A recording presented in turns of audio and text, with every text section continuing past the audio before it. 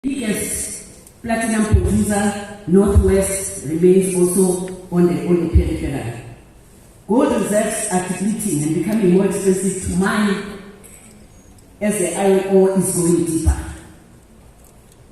This has a direct impact in terms of mining security. The direct contribution to GDP grew by 36% to 481 billion 2020 to 353 billion. And the percentage contribution of mining of the economy improved to 8.7 from 7.1. We remained among the top countries that continue to produce platinum, gold, diamonds, manganese, and other coals that we have.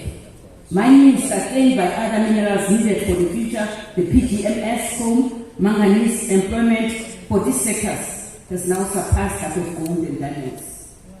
As you all know, we are now also looking at the issue of lithium, because it is found in Namibia, we think it's found in Zimbabwe, we think we may have it. As you all know today, we are also exploring, except the environmentalists who are taking us to court, the link between the Northern Cape and Namibia, the oil. We are busy fighting off the environmentalists who are taking us, because we have seen that the western coast has got massive of oil that need to be mined. South African mining employed 457 people in 2021. That has greatly reduced drastically for millions that were employed. Paid employees 154 billion and contributed 27 billion to pay as you earn on behalf of employees. It pays corporate tax 78 billion a year. It is adding to our fiscus 28 billion in royalties. Royalties means those people who own mines. As we enter into our freedom in South Africa, we have expanded beneficiation in South Africa. We have included communities and included many people who were disadvantaged. The people of color, like myself. As you all know, the current president we have in South Africa is one of the biggest mine giants. And we have Patrice Motsepe, who is also one of the big giant producer of the platinum, and he is also the president of CAF, Confederation of African Football Association. As we all know, we have one of the biggest women who's a manganese, the biggest, Stephanie Nkosi. So we have all those things, and Stephanie Nkosi, the manganese that we talk about, lithium and coal, most of these mines are owned by women. It is these women whom together we have changed to free our countries, We have now empowered them to move from the peripheral of the economy to be the biggest giants that we know today. It is the responsibility of us to have realized that, for us to be able to stand here today, proud to say what is South Africa all about. Having said that, we also have same challenges that we all have here in terms of the mining, illegal mining in particular. I'll speak to that in the end. The several opportunities for investment exist across various commodities. Key opportunities include coal. As you all know, we are from COP27. We have put an African blueprint in the COP27 where we are saying that a country that is endowed like South Africa, with billions tonic of coal, that has developed Europe, that has got a special, what you call it, economic zone that deals precisely with that, to be able to transit properly from coal to renewables that we all need because really in terms of safety, we also acknowledge that. We have also looked at the beneficiation of converting coal to oil or to other safe methods so that we can be able to move with the changes, but also the environment. We remain South Africa as a country, the biggest emitter of emissions in the whole of Southern Africa. And with that, we are also being careful about. We're looking at development of new coal resources, coal-burnt methane, as I spoke about, that is what we are transiting to, coal to liquid, carbon capture and storage, coal ash beneficiation, and coal ash for acid mine drainage, which remains also one of the issues that we spoke about of security, mine safety. We're also looking at uranium and thorium that we have in our country. Nuclear fuel fabrication. We are the only country in Africa that has got a nuclear power station that is used for power production. It is coming of age. We intend just to expand it, but keep it within the safety measures. Close some of those issues that it has overcome, stations within it, and maintain those that we can be able to maintain going forward. Iron and steel remains also one of our own opportunities we have. At some point, South Africa was among the third countries that produces iron until other countries came to be, because everyone in every country they keep on discovering minerals. We supply of that technologies aimed at enhancing competitiveness, downstream manufacturing, foundries and mini mills. We also speak about the other titanium.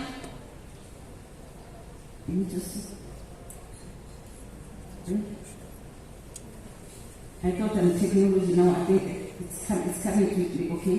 The manganese I spoke to you, it's one of the chairperson of it is a woman, a black woman, who looks very much like me, Mr. Pinkosi. Development of new manganese resources, development of value chain linkages to the global steel value chain, development of value chain linkages with global energy storage. We are also looking at titanium, as I spoke to you, establishment of smelter and downstream production. Production of titanium dioxide pigment. Production of titanium metal for 3D printing application. Vanadium. Development of new vanadium resources. Development of linkages to the global energy storage value chain. PGMs and coal. Primary resource development in the Bushveld igneous complex. Value chain development for catalysts and fuel cell manufacturing. Development of Verocom production clarity. Precious metals and minerals. Jewelry manufacturing. As you all know, as an exporter of raw materials, the decision taken at the African Union AU was that most of these natural minerals must remain in Africa, and we should export fully produced products instead of selling out raw materials. We'll continue the selling of some of our raw materials, but we will have those things running parallel, so that we can be able to create the necessary jobs that we all cry from, in particular with the recovery from the COVID that has been devastating to the economy of the world, in particular South Africa, not excluded, also highly impacted by that. Mining safety, fatalities by industry and commodity. As of 30 June 2022, a total of 23 fatalities were reported in the industry, compared to 28 fatalities during the same period last year. We are among the countries that has got a deep mining. We have the technology, but if you go deeper and deeper into the well, it's done underneath, there are consequences. A breakdown by commodity shows that by end of June 2022, the gold sector reduced the number of fatalities by 22%. There are targets that are put to reduce the fatalities in the gold sector. With 10 fatalities reported compared to 13 last year, so there is focus on the mining safety. Safety performance. The year-to-date safety performance trend indicates that up to the end of June 2022, there has been 39 decrease in the total number of fatal accidents compared to end of 2021. I've spoken about it. It is encouraging that the total number of fatal accidents has decreased by 26% in the half of 2022 compared to the fatalities of the first 6 months of 2019. Again, the best improved safety performance in the year of the history of the industry. We have stated here that we have 20, now we have 23. The leading causes of fatalities reported up to the end of 2022 were general, struck by falling in drowning, walking walk, inundation, mud rush, burning and scalding. At 10 fatalities, followed by other causes with 6 fatalities: electricity, fires, explosions, heat exhaustion, conveyancing, and miscellaneous are the causes. Transportation and mining with 5 fatalities, machinery fall of ground with 1 fatality respectively. While we praise ourselves with the biggest technology that we have underground, precisely because we needed it, because as we go deeper, it gets more dangerous. You need to apply many safety measures as we go there. But we remain, there is some challenges in that field.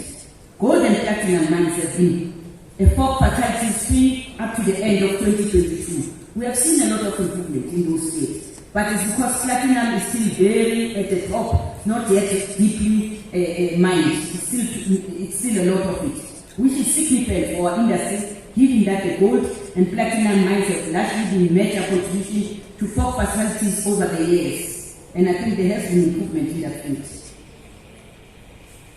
I want to speak about it. I've already spoken about it. I've spoken about addressing mining safety in South Africa. One of the new trends, before I do that, to tell you colleagues, it's what we have now envisaged in South Africa called illegal mining. It has also created a lot of safety issues. Because if you go to deep into the mine, you mine illegally. 2 weeks before I came here, there were 23 bodies removed from illegal mining underneath. And those were all illegal. Ironically, I will be frank with people here, none of them were South Africans.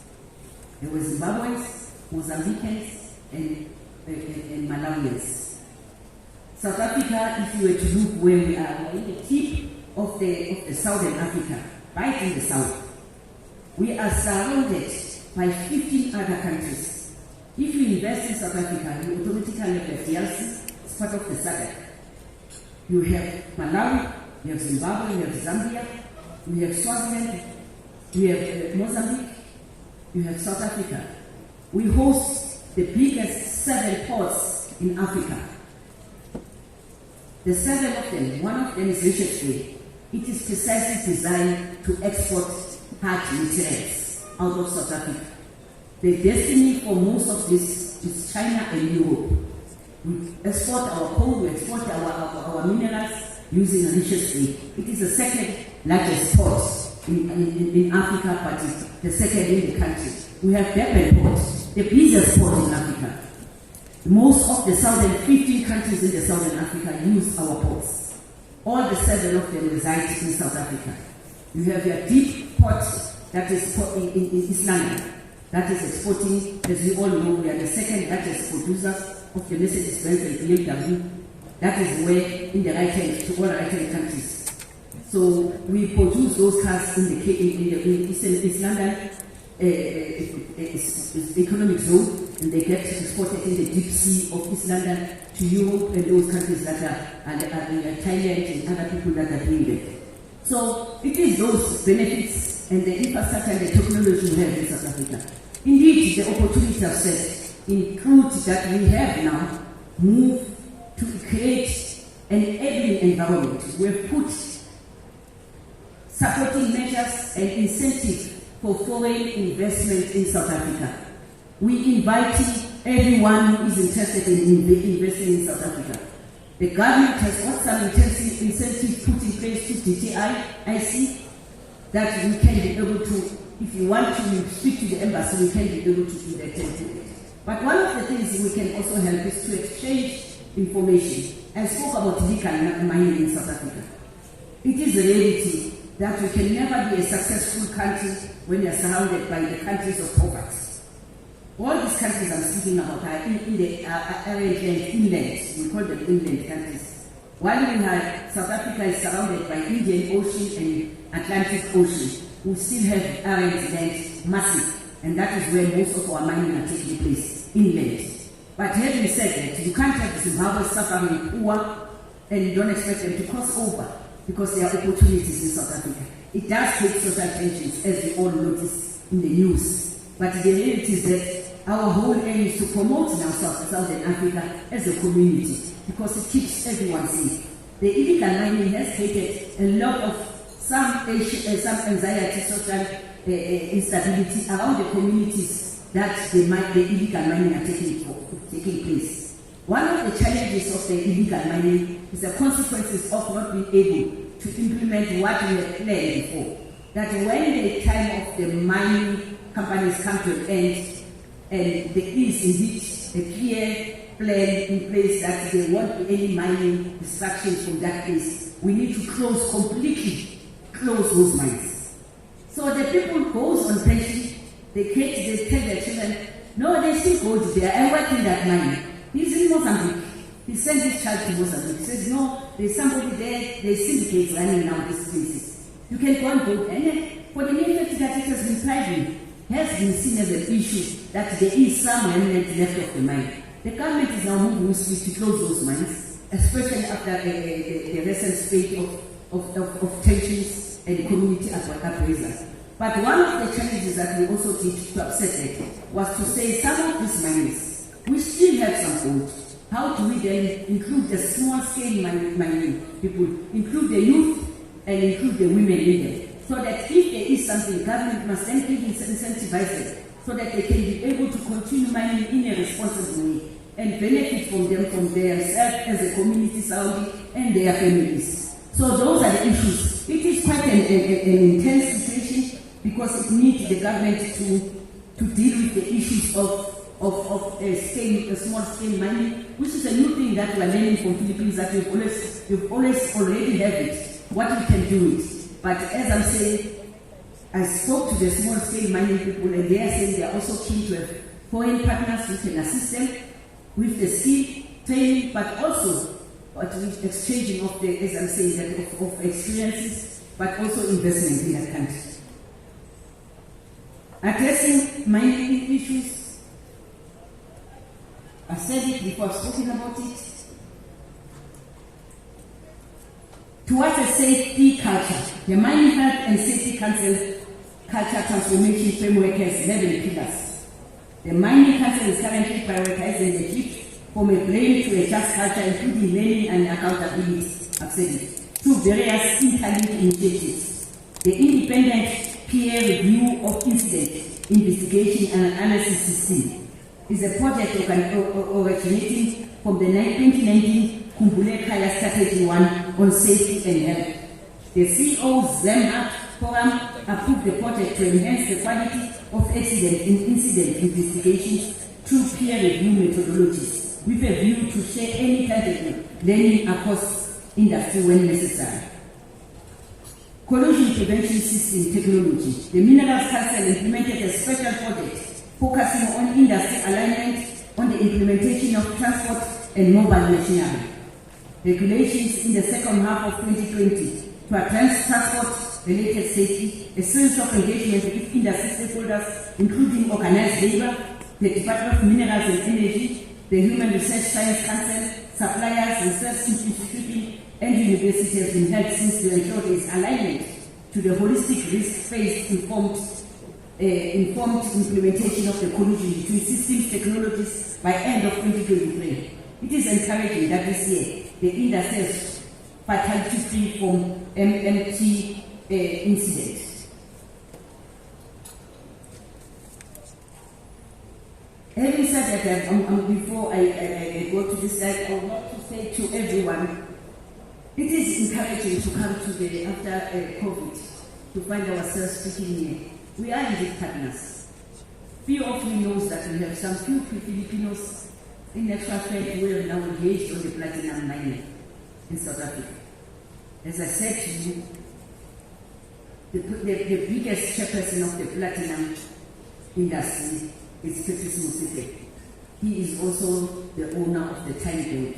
Now we have Mr. Filipino Time. The Gimoe families are also investing in some of the platinum in South Africa. We have, for the first time, we've seen those opportunities to talk about. I present them to you, friends, so that you can be able to take those opportunities. Salamat.